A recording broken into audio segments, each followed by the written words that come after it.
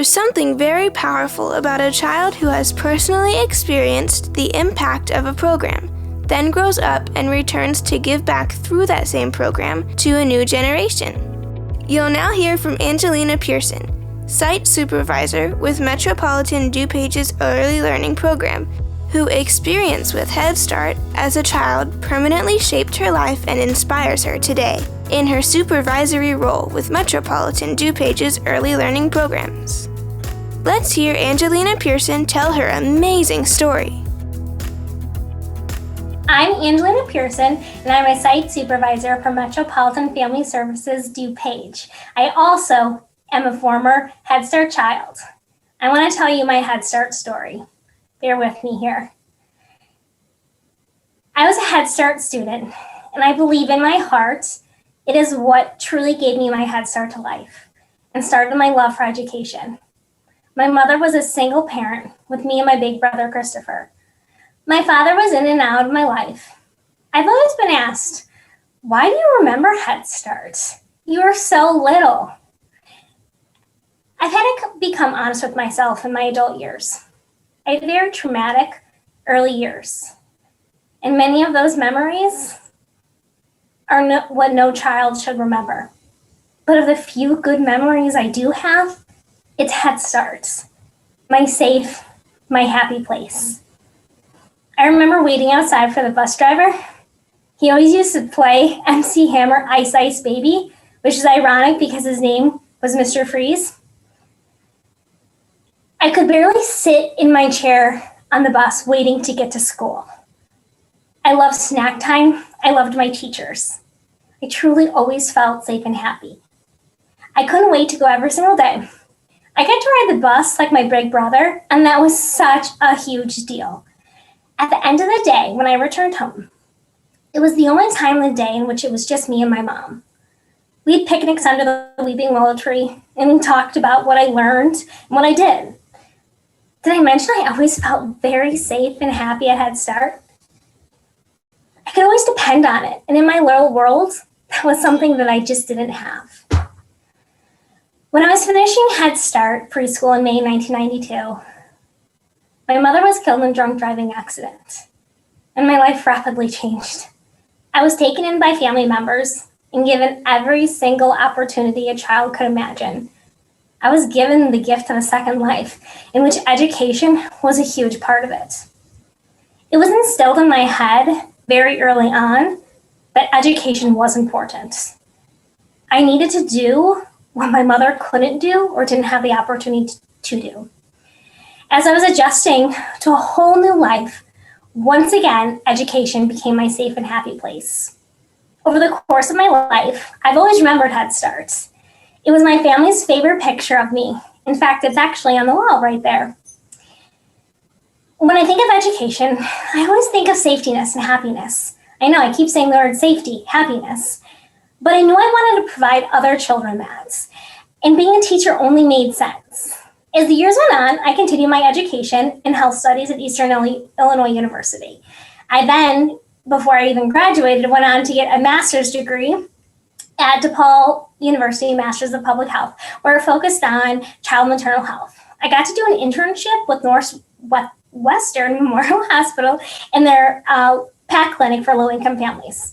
I learned about grant writing and advocating for mothers who didn't have the education and the access to healthcare. I knew after that I wanted to work with advocating for children. If you know anything about me, it's that I'm very passionate, and often that passion is very loud and relentless. Children need a voice, and I knew I had the voice to be heard. After graduation, I landed in early childhood education, and I've never looked back. Education was always important to me, and I really wanted to further my education. So after my master's, I got some more education in which I studied early childhood education administration. I wanted to learn every single day and really began to understand truly how important the first 5 years of life are, how they can project your future and take you anywhere. You learn lifelong skills. It's your very first educational experience. Unfortunately, shortly after 30, my big brother passed away. At this point in my life, My mother, my brother, and my father all passed away in very traumatic ways. I began to question, why did this happen? Why not me? What am I going to do now? I never once said, why me? And I began the process of what I call the next right thing. I sat one day and I stared at my preschool picture and I thought, wow, wait, it's right there. That's why I'm still here.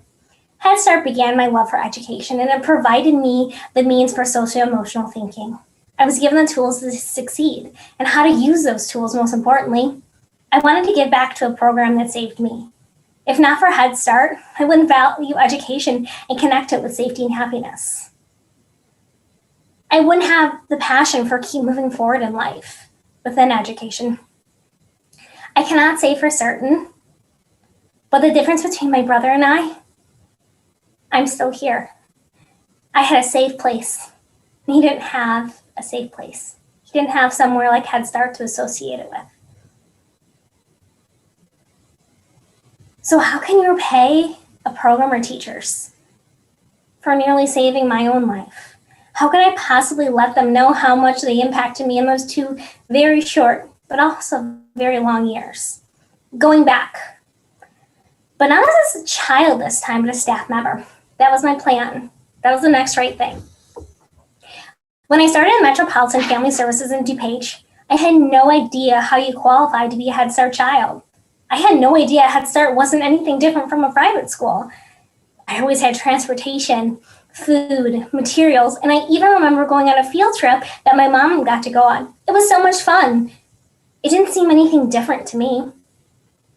When I learned what it meant to be eligible in the program, I imagined my single mother, proving how very little she had, how little of education she had, and what she couldn't do for us.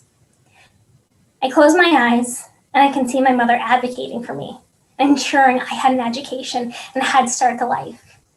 My memories of my mother giving me off the bus and those picnics under the weeping willow tree, those are what propels me forward. It is thanks to our grants and funding that HeadStart is still a successful program today. Nearly 30 years later, I became a site supervisor at Metropolitan Family Services DuPage. I get to see how incredible and selfless the teachers are, the family support workers that will go to the end of the earth for the family, the parent educators that will show up at your doorstep, and the wonderful DuPage management team. I get to be a part of those first 5 years of life, providing a safe and happy place, no matter where they go in life.